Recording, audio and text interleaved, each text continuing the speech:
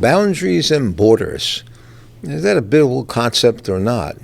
Should America have boundaries? Should you, as a man and a woman, have boundaries? Should you, as married people, have boundaries? Are boundaries positive or are they negative? Well, let's start talking about what boundaries actually do. Boundaries, number one, define you. They give you an identity of who you are. And it lets the people around you know who you are. Let's talk about America for a moment. You know, America is a very special nation because it was started out by the hand of God. It didn't come out of the ideas and concepts of man. It came out of God. The Pilgrims were looking for religious freedom, and that became the foundation of America.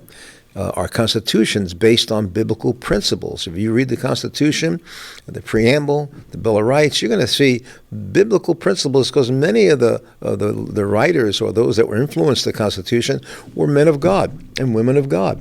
And they used biblical concepts and precepts and the Word of God. So we're a nation that was started on the foundation of God.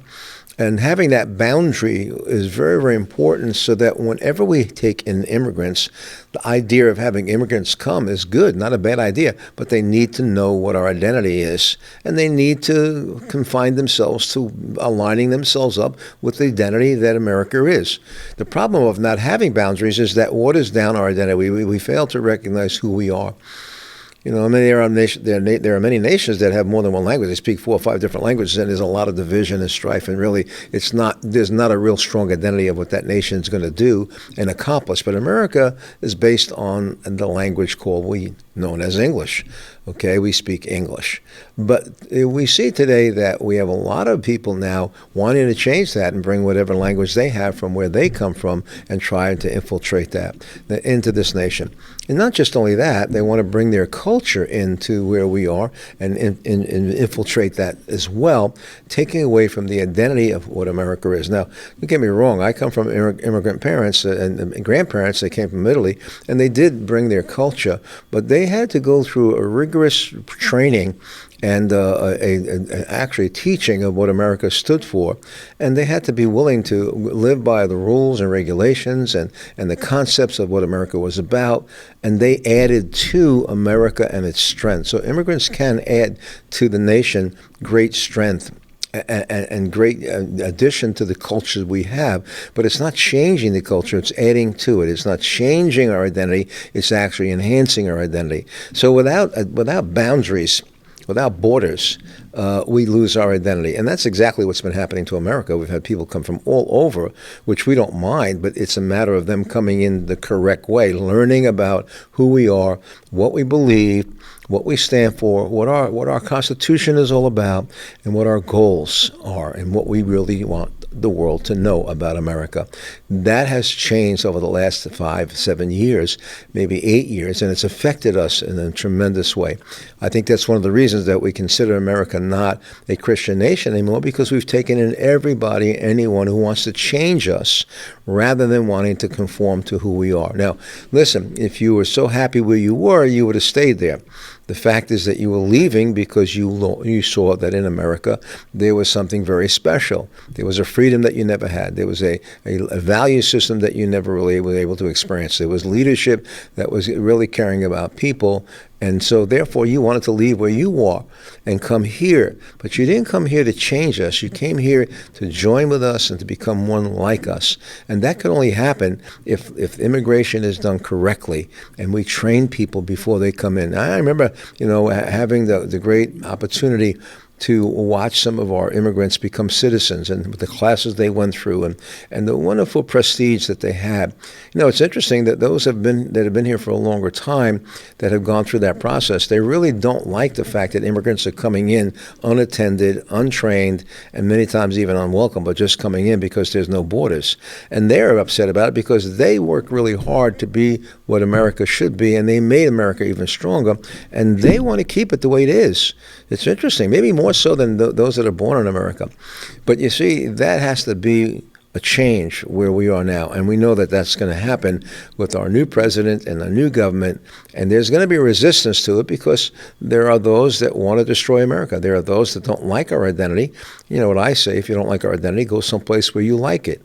This is who we are. And I think we have to take a stronger stand on who we are and let the world know that this is where we are, this is who we are, and we're not going to change. And I believe that's what's happening. Now, why shouldn't we change? We're a blessing to all the nations of the world. Listen, America is a blessing to all the nations of the world. That's why so many people want to come into this nation. So, again, we don't want to not have people come in, but we do want to have them come in the correct way, having a training to know what America is about, understand what our Constitution is about, understand that we're a nation built on faith in Jesus Christ. We do accept other religions, but we also don't want to exchange who we are and to become something other than what we've been created for. So we want to be able to have that known. And I believe that in the next 4 years we're going to see that happen. Not going to happen the way we want it to happen unless you and I as Christians pray. We should be praying for our government, pray for this season, and we should also speak up and let the world know where we stand and let our neighbors know where we stand. Now, there'll be differences of opinion and there'll be people that won't understand this, but that's okay. They don't have to.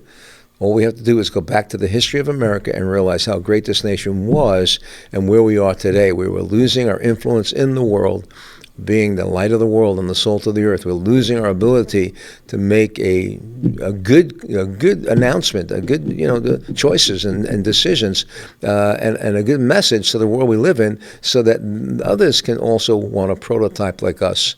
Again, if you're not happy with America and you've come to change it, go someplace else. Go back to where you were. One of the reasons you left in the first place is because you weren't happy. And now you want to come here. But you're not coming here just to change us to be more like you and go back to the same thing that you came from. No, we have to stand up and we have to pray.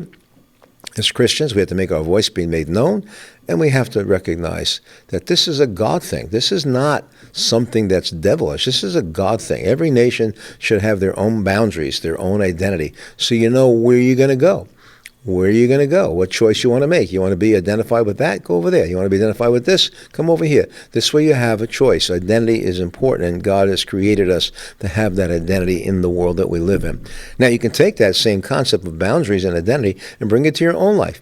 Many times in our own life, which we'll talk about in the next segment, we don't have boundaries. So we become whatever anybody else wants, and then we get offended very easily because people don't know our identity, they don't know our likes and dislikes, they don't know what our limits are, they don't know what our values are. Values help to make up the boundaries, and so they're either crossing over and we're getting offended, and they're getting offended, and we wind up having problems because we don't have the right identity. So boundaries in marriage are really important, as well as their boundaries in your own personal life, because those things are going to help to identify who you are. Remember, if you don't know who you are and people don't know who you are, you're going to find yourself being offended an awful lot. And then you're going to find yourself being uptight and angry. And before you know it, you might even feel like no one respects you. We're going to talk about that a little bit more in this next segment. We'll be right back.